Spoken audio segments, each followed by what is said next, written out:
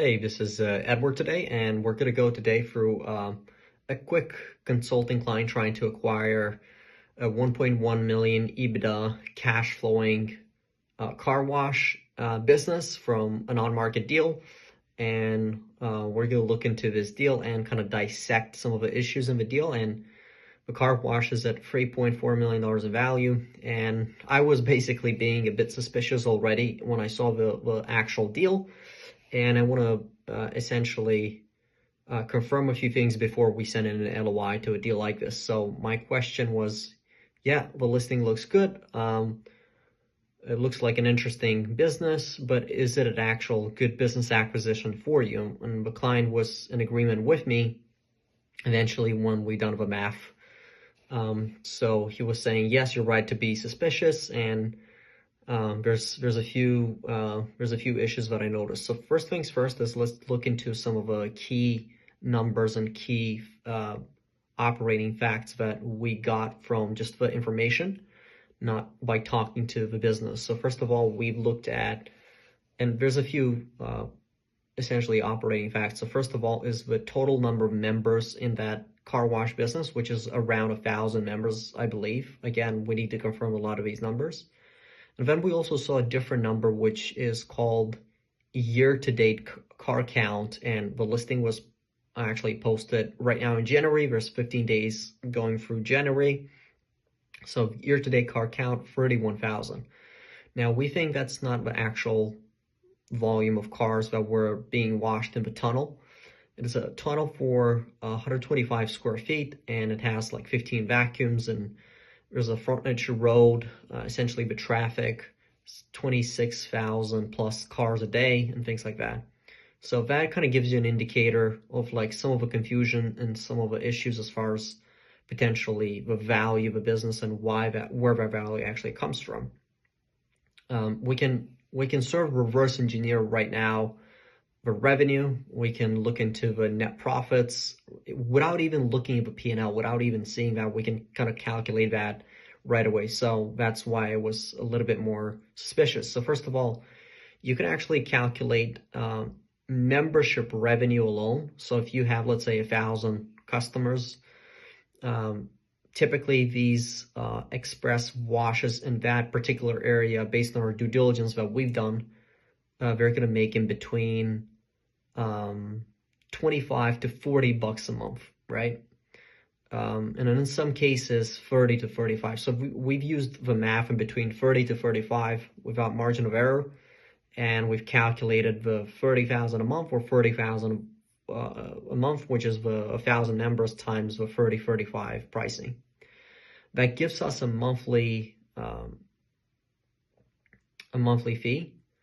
And it gives us a $360 a year annual recurring revenue, or $420 a year annual recurring revenue from some of these subscriptions. So that's the first component of a car wash business. The second component of that business is essentially we wrote down the retail, the non-members that come from the road, essentially, that are not essentially subscribed as monthly members. So looking at the confusion that they gave us, which is the 31,000 31,000 year to date in the last 15 days. If you look at that math, that's essentially 744K washes a year, right? And then you can sort of look into you could definitely look into the members and the retail. So typically, if you look at the car wash business, you're going to see that 60-70% of the volume is actually retail, not retail, but the actual members, and then 35-40% is actual retail. So let's assume 65% is the members and then 35% is retail. So if we have annual washes of that amount, and we take the 35%, that's 260 washes that are using the retail business model, which at 15 bucks, let's say that it costs around 15 bucks. Well, that's almost 4 million in additional revenue, right? So we don't think that that is a true number, that is an accurate number. Most likely what they meant with that number is road traffic, and the reason they've inflated the value, the enterprise value to 3.4 million is because they're not actually using the cash flow metric. They said 1.1 million in EBITDA or 1.1 million in SDE in cash flow, which is a little bit different. They're actually probably including the real estate component in it, not only the equipment.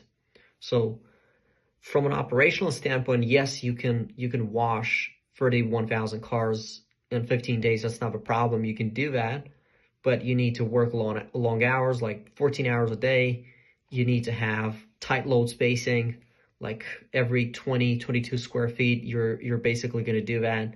You're not going to have that much downtime. You're going to have experienced loaders. You're going to have very well maintained equipment, and to be able to scale. And if you also do that volume in that area, it's typically not sustainable. You're not able to do that much of a volume. So it's probably an indicator of the traffic, not the actual amount of cars they washed, which means the initial 4 million that I talked about is not an accurate number. It's probably even half of that, or not even half of that number, if you look at the actual legitimate number. So this number needs to be confirmed with the broker and the seller from our client to be able to determine the actual adjusted SD of that business. And a typical thing you would ask is a daily car counts by hour. You're going to ask is that 1,000 member a real number, or other numbers as far as members? Maybe they wanted to say a different number, and maybe they've messed maybe there's 10,000 members. We don't know, right? You want to ask for hours open during that period to understand if they're doing a volume. You want to look at redemptions of memberships versus retail, queue time, belt speed, and different things in that business model related to their equipment. And sometimes, yeah, they do promos on car washes and you get a lot more volume after Christmas or whatever. But in general, that's not a sustainable model. And there's probably just real estate included. That's why the value is so high. So in general, yeah, you're looking at probably 1.5 million of revenue from the memberships and retail, or maybe close to 1.2 million, maybe 400K, half a million SDE, not 1.1 million. Of course, maybe there's a vending component, maybe there's an upsell component, maybe there's some detailing component, maybe there's something else that they do on top of that. They may get more revenue, but in reality, it's a business that probably makes $500,000, and then they've included a real estate, and that's how they got to that value. So I hope that makes sense. You really need to understand what's included, what are the numbers, do the math, ask them very particular questions. And this is what we do for our clients.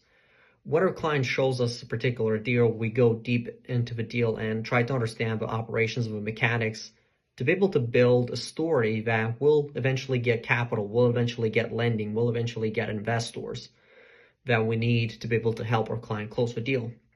A lot of our clients don't close deals with just using their own liquidity. They go and get an SBA 7A loan, or they do a more creative deal, or they do it in a way that de-risks their liquidity. They're using other people's liquidity or lenders or mechanisms or other financing mechanisms to get it done.